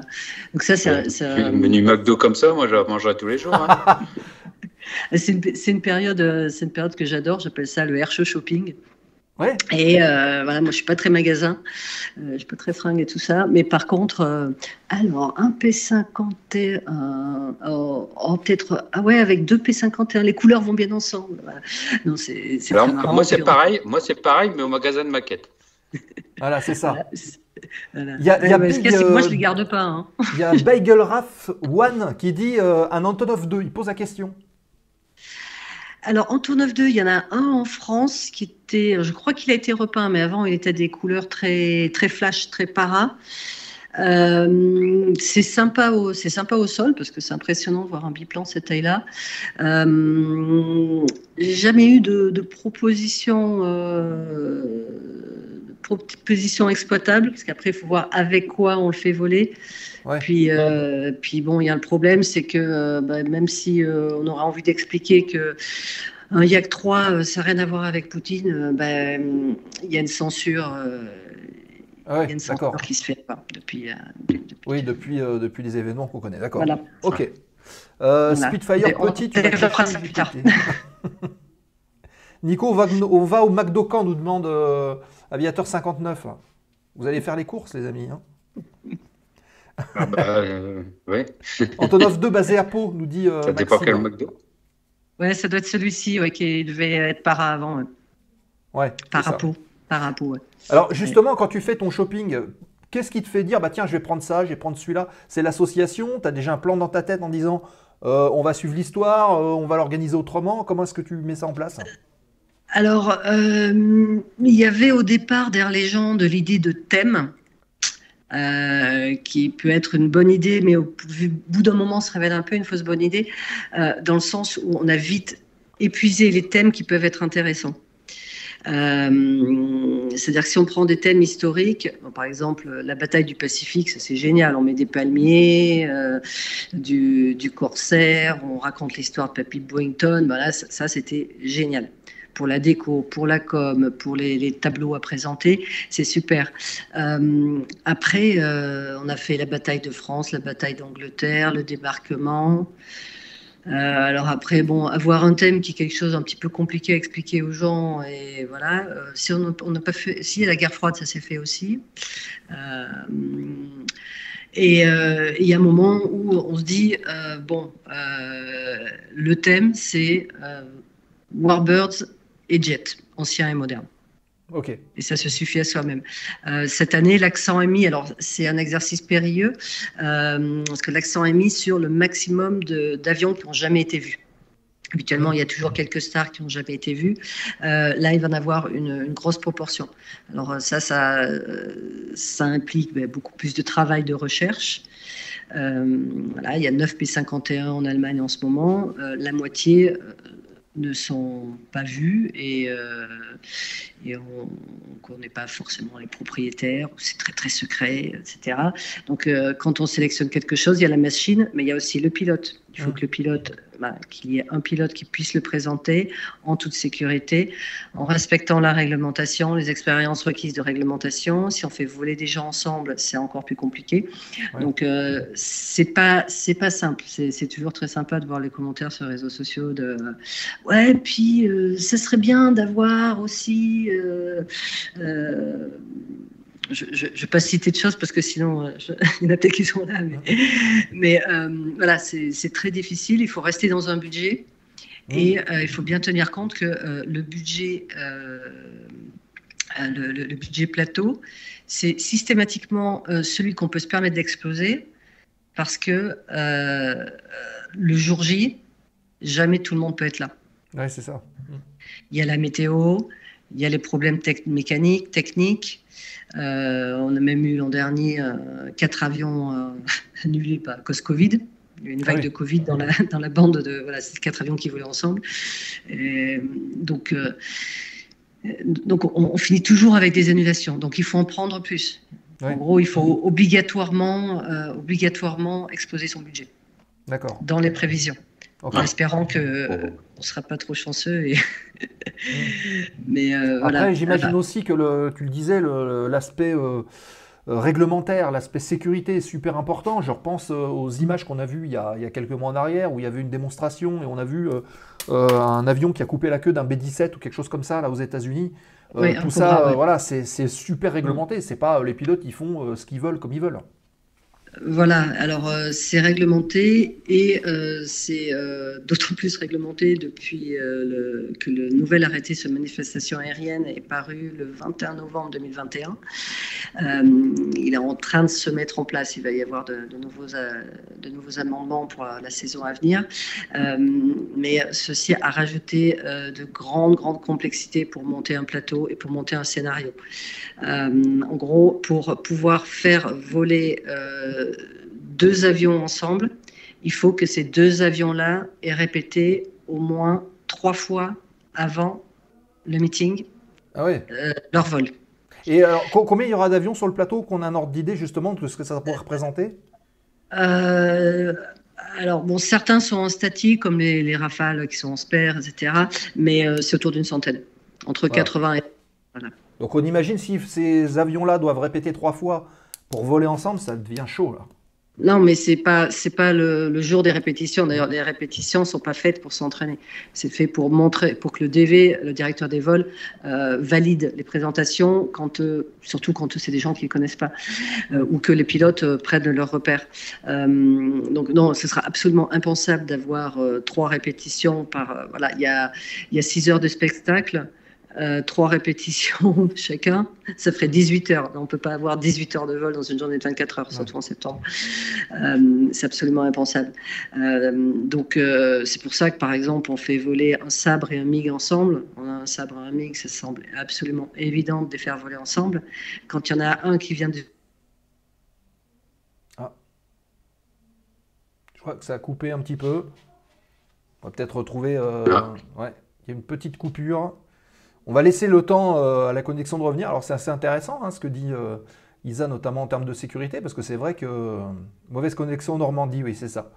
Ouais, en termes de sécurité, Nico, on a vu lors des meetings que, en fait, c'est ce qu'on disait, on ne fait pas n'importe quoi, n'importe comment, tout est super coordonné et il y a des ordres qui sont donnés depuis le sol.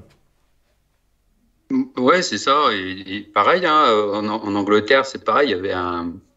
Alors, c'était quoi? C'était un Skyraider qui avait coupé la queue d'un Mustang aussi. Ouais. Voilà, quoi.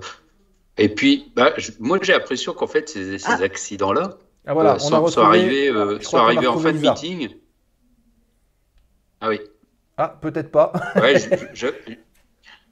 je disais, j'avais remarqué flash, que mais ces voilà. accidents-là... On va retrouver Isa dans quelques instants, le temps qu'elle... Voilà, ça y est, c'est fait. Voilà. C'est bon. J'espère que c'est pas trop mauvais, je crois que je suis en 4G là. D'accord. Non, là, ça va. Justement, on discutait de législation, de réglementation et que effectivement tout s'était durci. Voilà, on va pas embêter tout le monde avec les détails, mais voilà, c'est devenu plus compliqué. Maintenant, il faut qu'on fonctionne à coup de dérogations. C'est le mot qui a fait tout sauter d'ailleurs, qui sont des règles alternatives désormais, qui doivent être accompagnées d'un dossier de sécurité. Donc c'est lourd, c'est très très lourd, et il faut vraiment composer le plateau avec distinction, c'est-à-dire pas prendre n'importe quel avion en se disant bon c'est qu'un passage, ils peuvent voler ensemble. Il faut essayer de voir des gens qui volent ensemble dans d'autres événements de façon à ce qu'ils mutualisent, mutualiser les choses. Il y a beaucoup de paperasses qui sont pas évidentes à appréhender, des CERFA dans tous les sens, des dossiers préfecture, voilà. J'ai une petite question qui va peut-être fâcher beaucoup de monde là, mais est-ce qu'il ne faudrait pas un peu professionnaliser un peu les pilotes en fait, c'est-à-dire leur donner une qualif meeting avec le droit, toute la réglementation meeting et voilà quoi, l'histoire de bien cadrer un peu plus mais ça avait été abordé, ça me semble. Dire les présentations. Oui, c'est une grosse question. En fait, tout le monde dans la communauté, je suis membre du conseil d'administration de France Spectacle Aérien, et France Spectacle Aérien a beaucoup œuvré afin d'éviter une professionnalisation, partant du fait que le petit PPL qui vole depuis 25 ans sur son D112, qui le connaît très très bien, qui fait toujours la même petite démo, il va probablement mieux être, mais il va être plus du côté de la sécurité que, je ne sais pas, un pilote professionnel, un pilote de chasse qui tout d'un coup on lui dit tiens, mets-toi dans ce chasseur de la Deuxième Guerre mondiale et vas-y, vole, t'es un professionnel. Ouais. Voilà. Ça se passe pas vraiment comme ça. Après, je veux dire, je pense surtout à des privés qui ont beaucoup d'argent, qui sont PPL avec un peu d'heures de vol et qui ont l'argent pour s'acheter un Warbird, quoi. Et puis ils se font lâcher dessus. Eux, ils sont intéressants. Pourquoi? Parce qu'ils ont un Warbird, mais est-ce qu'il y a l'expérience dans le cockpit, quoi, pour la présentation? C'est ça peut-être le problème aussi. Non, je pense pas, parce que ce ne sont pas des avions qui sont faciles à piloter. C'est très très rare ce genre de cas. La plupart du temps, quand c'est des gens qui pilotent eux-mêmes leur premier Warbird, qui vendent des millions, ils n'ont pas piloté que ça. Ils ont une sacrée expérience derrière. Un Warbird, c'est pas comme une voiture qui vaudrait le même prix ou plus, ou à peu près n'importe qui peut aller la conduire. Faut déjà, voilà, puis on ne veut pas se tuer non plus. Donc, il n'y a pas vraiment de cas de gens qui arrivent au-dessus de leur niveau parce qu'ils ont l'argent. Ça serait plutôt une question d'ego et d'attitude. Donc, les règles qui sont maintenant en fonction en France ne sont pas forcément celles qui étaient souhaitées. Il s'agit plutôt de quelque chose basé sur l'expérience et des formations théoriques. Nos voisins suisses et britanniques, eux, font un contrôle en vol. Ouais. Qui leur permet de donner des niveaux différents. On appelle ça une display authorization, une autorisation de présentation. C'est pas le choix qui a été fait par la France. Et dans tous les autres pays, le monde est tellement petit, on connaît les gens, on sait, si on les connaît pas directement, on sait se renseigner. C'est un petit peu kafkaïen de faire une usine à gaz de texte comme ça, alors pour régir un monde qui peut très bien fonctionner avec la référence et le bouche à oreille, que ce soit au niveau national, même au niveau international. D'accord. Ok, donc finalement, on va dire que les dernières décisions, on va dire les dernières applications des textes de loi vont pas dans le sens, dans le bon sens, on va dire, du spectacle aérien en tout cas, ce qui est dommage. Le ressenti actuel, c'est qu'on ne voit absolument pas en quoi les changements qui ont été demandés apportent un niveau de sécurité. Voilà, je remplis un CERFA où je dis si j'ai un ILS, un VOR ou un transpondeur, est-ce que ça va un jour sauver la vie à quelqu'un? On fait des classifications, on fait beaucoup de dérogations et surtout on fait porter beaucoup de choses sur la tête du directeur des vols. Ouais.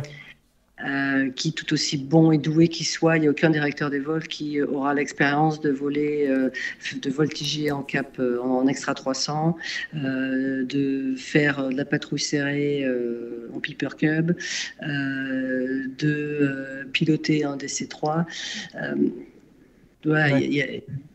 Mais tout repose désormais sur la tête du directeur des vols, alors que c'est quand même le pilote qui décide de ce qu'il fait et qui respecte son programme des vols, qui construit son programme des vols de façon à pouvoir gérer une panne moteur ou un imprévu. Et le discours actuel se situe beaucoup autour de ça. D'accord. Ouais. Ok, ça marche. Bah, écoute, merci pour ces réponses franches, en tout cas. Je vois qu'il est 20h50 UTC, les amis. Ce que je vous propose, comme il nous reste à peu près une dizaine de minutes, c'est de tourner la dernière page de l'émission, c'est-à-dire la séquence foire aux questions remise de gaz. Et il vous reste une dizaine de minutes pour poser vos questions à Isa dans le chat. On les relève. On lui transmet, on en discute, et puis voilà. Donc on tourne la dernière séquence de l'émission, foire aux questions, remise de gaz.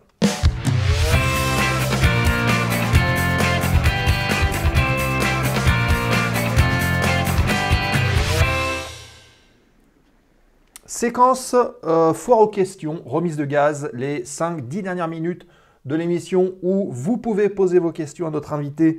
Donc Isa qui est avec nous. On parlait justement, Isa, pour introduire cette séquence de l'aviation bashing. Est-ce que vous en souffrez aujourd'hui dans l'organisation du meeting? Le fait que justement on dit que les avions ça fait du bruit, ça pollue, c'est pas bien. Quand on doit présenter des avions sur un plateau, j'imagine que ça doit être un peu compliqué. Ouais, on souffre pas autant que. Je pense que ceux qui souffrent le plus, ce sont les meetings de plage, car là, le meeting vient sur la tête des gens qui sont peut-être là pour écouter le bruit des vagues. Un meeting comme Melun où on n'est pas dans voilà, on est en périphérie parisienne, mais on a quand même des attaques écolo. C'est quelque chose il faut composer avec. Même si voilà, on peut en penser quoi que ce soit. Avant, on pouvait se contenter d'être sur la défensive. Maintenant, il faut être dans le préventif. Sur le site web d'Air Légende, il y avait une page Covid. Il y a une semaine, je l'ai remplacée par une page éco-responsabilité. Ouais. Voilà. Et il faut y penser quand on sélectionne les offres de restauration. On essaie de faire attention à faire de la source circuit court, etc. Et il faut en parler. Même si ça empêche, c'est pas ça qui fait venir ou pas venir les gens, c'est ce qui est important pour nos partenaires, parce que nos partenaires doivent aussi tenir le même discours. Ouais. Voilà, donc c'est un exercice de style obligé. Qui des fois est intéressant, des fois est ridicule. Et il faut être prêt au niveau d'attaque extrémiste, dirais-je, même tout à fait extrémiste, parce qu'il y a des actes de violence et de sabotage qui peuvent être faits, où là ça peut être dangereux parce que ces gens-là peuvent ne pas savoir que en touchant un avion, peut-être en mettant de la peinture à un mauvais endroit, ils vont le faire cracher. Donc au niveau sécurité, on est très très très vigilant. Ah oui. Et faut soigner la communication, soigner les actions,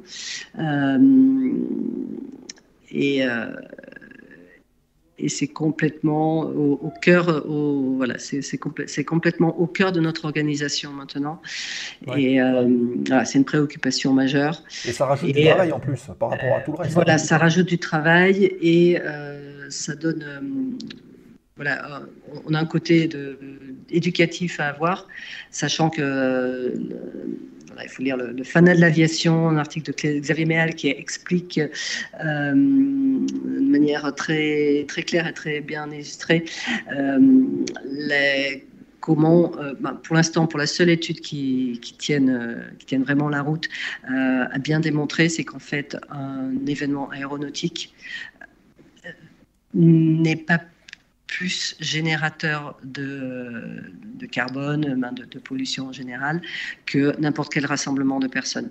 C'est le rassemblement de personnes qui est le trajet des spectateurs, en fait, qui est le plus générateur. Un événement, un meeting aérien, d'après toutes les statistiques, même de très grande importance, fait venir des gens de loin, d'accord, mais une énorme, écrasante majorité de gens locaux. Ouais. Et si on compare avec des événements comme le Festival des Vieilles Charrues, par exemple, où pas forcément la proportion de gens locaux et de gens qui viennent depuis l'autre bout de la France va être totalement différente, mais en fait, les Vieilles Charrues polluent beaucoup plus que la plupart des meetings aériens. Ouais. Et ça a été démontré. Le déplacement public, oui. Voilà. Après, il y a le côté aviation où c'est à nous aussi. Alors bon, c'est pas le plus grand des spectacles, mais ça devient un peu obligé maintenant d'avoir de l'avion électrique en démo. Et bien justement, il y a Skyflyer qui dit même avec des avions 100% électriques, il y aura toujours du bruit et de la pollution délocalisée. Je vous précise, Blue Par. Ouais. Voilà. Donc c'est pas forcément une bonne décision de faire que de l'électrique. D'ailleurs, on perdrait peut-être aussi le doux ronronnement des moteurs qui accompagne aussi la légende. On se souvient des anciens qui disaient que quand ils entendaient les avions pendant la guerre, ce qu'ils entendaient d'abord, c'était le bruit des moteurs. Voilà, et puis il faudrait calculer le bilan carbone de ce qu'il faut comme avion électrique pour former quelques milliers de pilotes. Vous prenez les Piper Cub de Nero Club comme Trébeau, qui depuis 50 ans forment plusieurs dizaines de pilotes par an.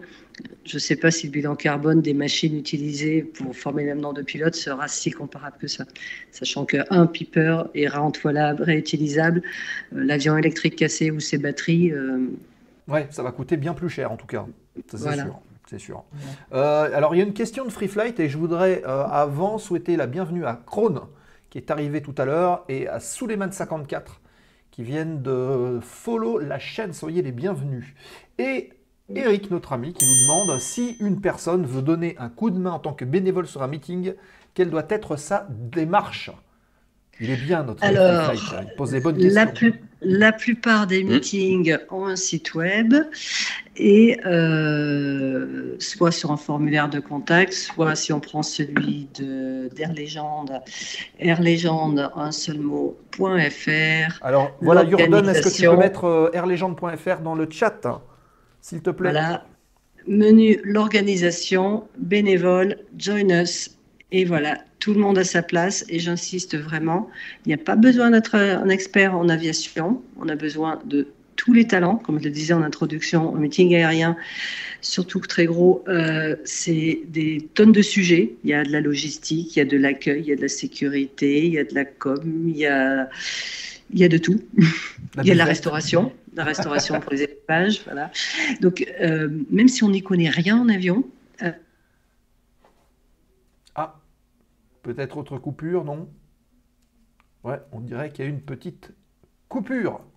Bon, c'est pas grave. Merci Jordan qui a posté justement dans le chat les liens airlegende.fr où donc Isa vous a expliqué un petit peu ce qu'il fallait faire pour rejoindre. D'ailleurs, ça peut être intéressant hein, si vous habitez sur le coin, d'aller faire un tour dans les coulisses du meeting. Ça pourrait être intéressant et pourquoi pas même venir en parler dans la zone ensuite. Hein, ça pourrait être une bonne idée de sujet. Et également les... Oui, c'est un sujet, ouais. Ouais. Oui, Nico? Non, je disais, oui, c'est un sujet. Bah, j'ai participé, j'étais bénévole sur un meeting aérien. Et puis, ouais, quel est le retour? Comment ça s'est passé? Comment on a intégré l'organisation, etc. Ça peut être intéressant, ouais. Ouais, c'est ça peut être super intéressant ce genre de choses. Et puis vous avez les liens Jordan a mis d'Isa, donc Isavia, et puis la page Facebook de Isavia Consulting. Voilà, vous avez tout ce qu'il faut, vous cliquez dessus. Et on a retrouvé Isa. Voilà, je suis désolée, il fallait refouler. Bon, d'accord.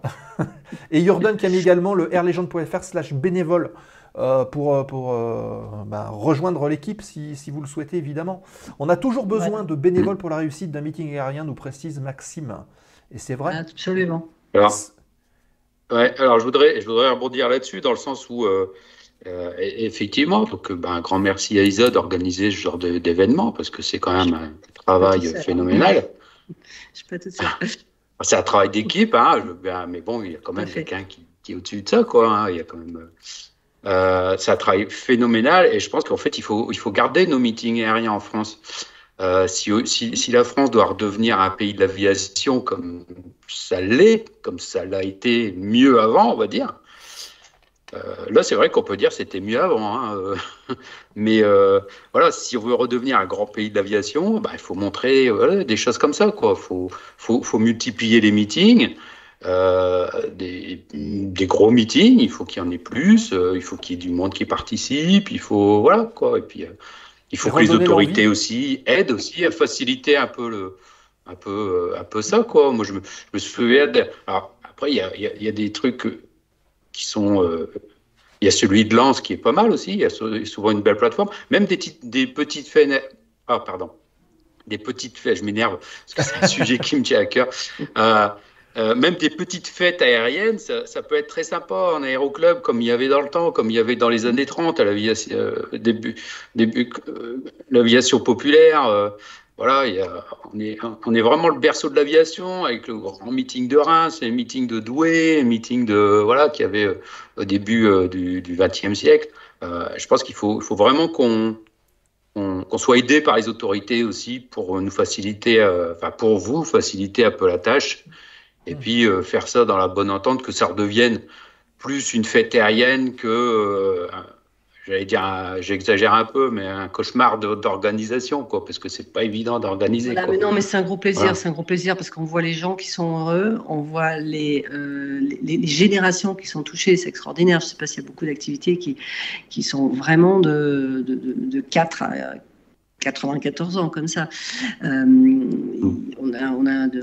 il y a un public très familial.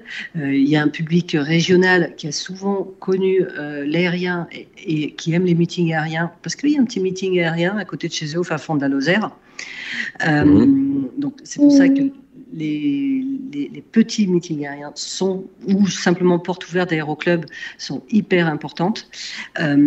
C'est important aussi pour l'industrie de l'aéronautique, qui est quand même une des industries qui reste en France.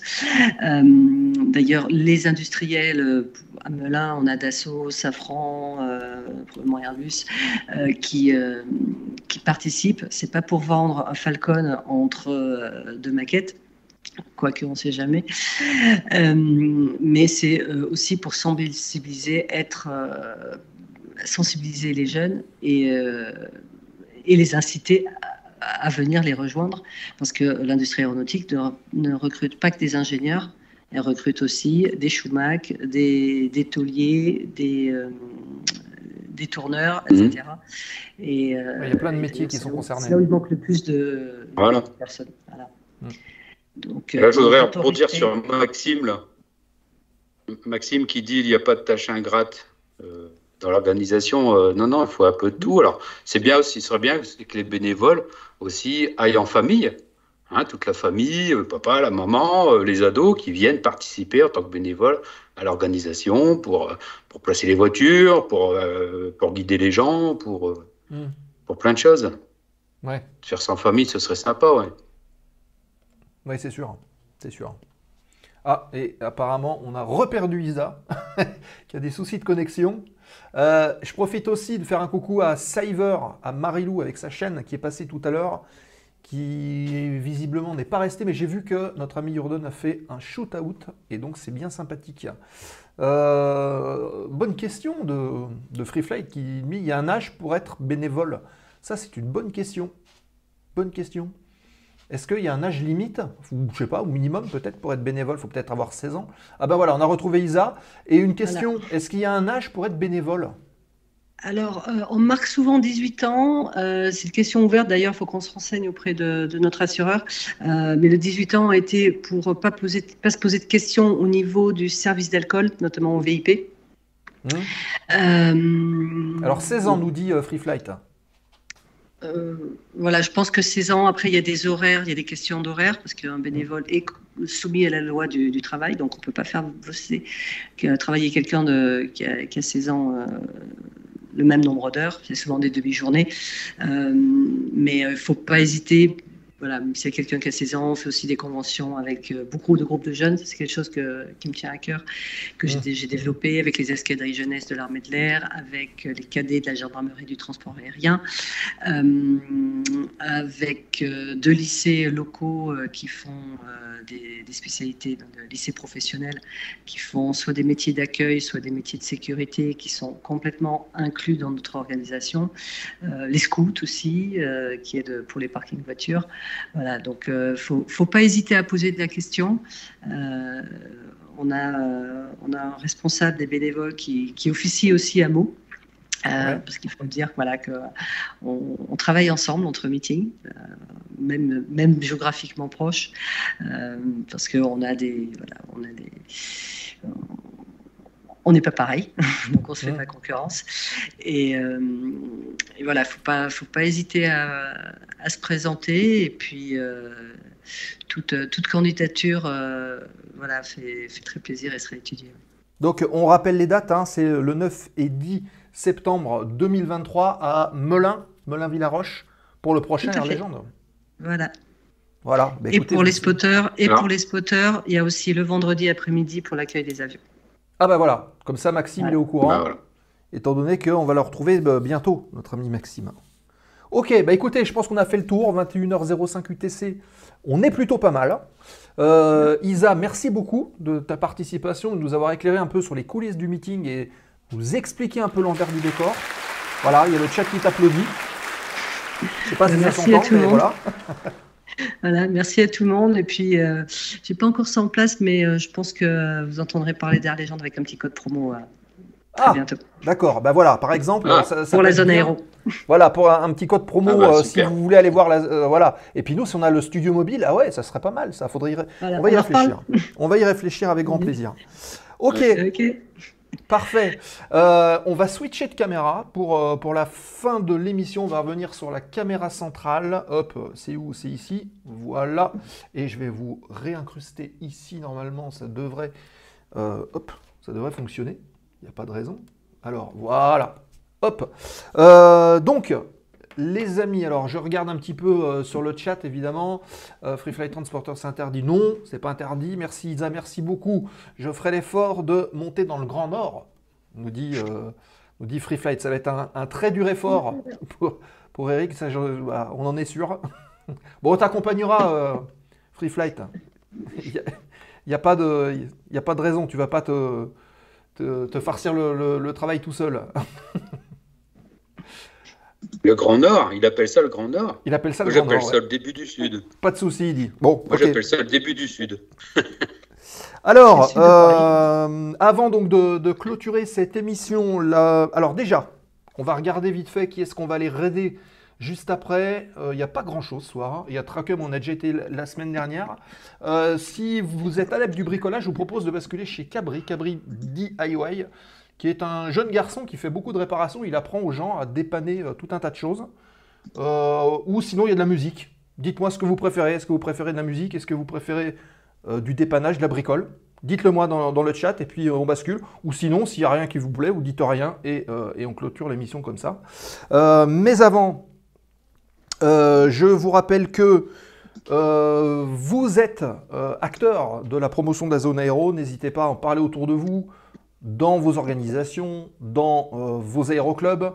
Parler de ce qui se passe ici un peu autour de la zone et des invités qu'on a l'occasion de recevoir, comme Isa ce soir, qui vient nous parler de plein de choses différentes. D'ailleurs, plein de choses différentes. Donc n'hésitez pas. Je vous rappelle que les replays sont disponibles pendant 14 jours sur la page Twitch de l'émission, dont l'émission de ce soir dans quelques dizaines de minutes. Et après, à J+15, ça bascule sur YouTube. Et d'ailleurs, sur YouTube, depuis ce matin, il y a l'émission avec Michel Polaco d'il y a 15 jours qui est désormais visible. Pour les gens qui disent « Ah oui, mais il y a un générique au début », bah, vous avez un petit curseur sous la vidéo. Hein. Ça fait 20 ans que c'est comme ça. Vous le décalez à 10 minutes et puis bah, là, vous verrez le début de l'émission. Voilà, le programme à venir, et d'ailleurs j'en profite pour dire à la team de la zone qu'on se retrouve juste après pour un petit point sur la programmation. Le programme à venir la semaine prochaine, on retrouvera Anthony Rossi qui est bénévole et qui s'occupe aussi comment dire, de l'organisation de fly-in, de fly-camp. Il y en a un donc, sur Parelmonian, on en parlait au début là, tout à l'heure, il nous parlera un petit peu de la difficulté aujourd'hui des bénévoles d'organiser ce type d'événement, donc ça sera une bonne manière de coupler ça avec le sujet de ce soir.